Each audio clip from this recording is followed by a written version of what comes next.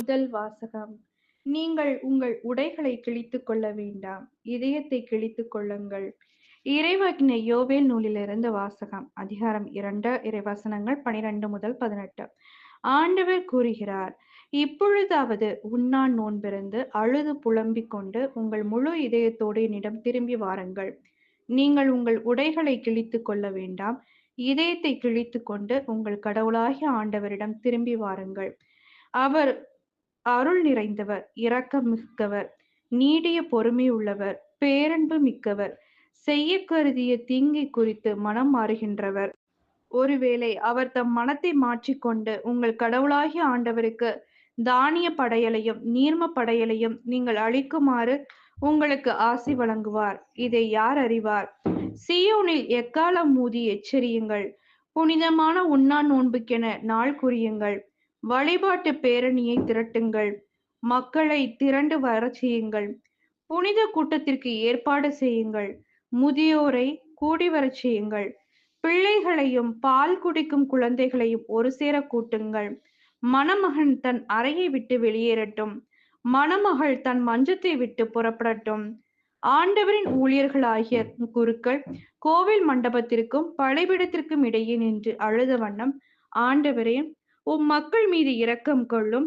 மது உரிமை சித்தை வேற்றினத்தார் நடுவில் நிந்தைக்கும் பழிச்சொல்லுக்கும் ஆளாக்காதீர் எனச் சொல்வார்களாக. அவர்களுடைய கடவுள் எங்கே என வேற்றினத்தார் கூறவும் வேண்டுமோ? அப்பொழுது ஆண்டவர் தம் நாட்டின் மேல் பேரார்வம் கொண்டு தம் மக்கள் மீது கருணை காட்டினார். இது ஆண்டவரின் அருள்வாக்கு. இறைவா உமக்கு நன்றி. இரண்டாம் வாசகம். கடவுளோடு ஒப்புரவாகுங்கள், இதுவே தகுந்த காலம். திருத்தூதர் பவுல் கொரிந்தியருக்கு எழுதிய 2ஆம் திருமுகத்திலிருந்து வாசகம். அதிகாரம் 5, இறைவசனங்கள் 20 முதல் அதிகாரம் 6, 2 முடிய. சகோதர சகோதரிகளே, நாங்கள் கிறிஸ்துவின் தூதுவர்களாய் இருக்கிறோம். கடவுளே எங்கள் வாயிலாக வேண்டுகோள் விடுக்கிறார். ஆகவே கடவுளோடு ஒப்புரவாகுங்கள் என்று கிறிஸ்துவின் சார்பில் நாங்கள் மன்றாடுகிறோம். நாம் கிறிஸ்து வழியாக தமக்கு ஏற்புடையவராகுமாறு கடவுள் பாவம் அறியாத அவரை பாவ நிலை ஏற்கச் செய்தார். நீங்கள் கடவுளிடமிருந்து பெற்றுக்கொண்ட அருளை வீணாக்க வேண்டாம் என அவரோடு இணைந்து உழைக்கும் நாங்கள் கேட்டுக்கொள்கிறோம்.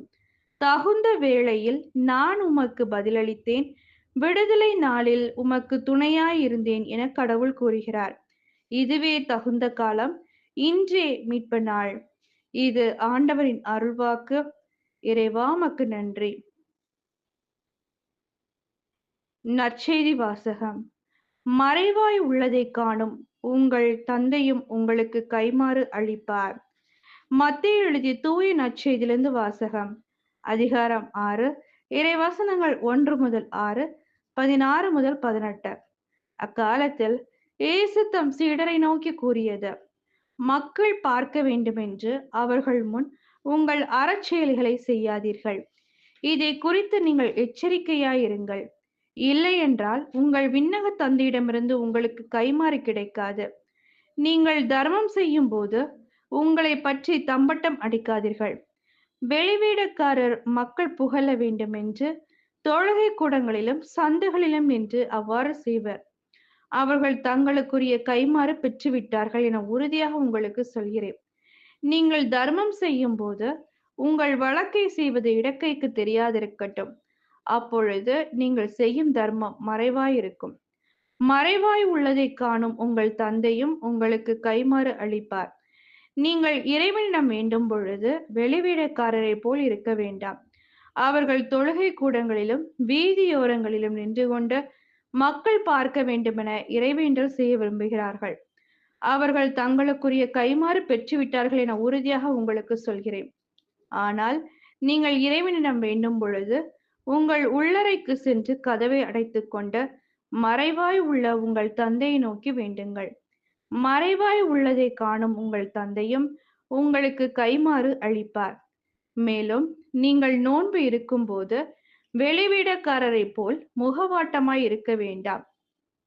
தாங்கள் நோன்பு இருப்பதை மக்கள் பார்க்க வேண்டுமென்றே அவர்கள் தங்கள் முகங்களை விகாரப்படுத்திக் கொள்கிறார்கள். அவர்கள் தங்களுக்குரிய கைமாறு பெற்றுவிட்டார்கள் என உறுதியாக உங்களுக்கு சொல்கிறேன்.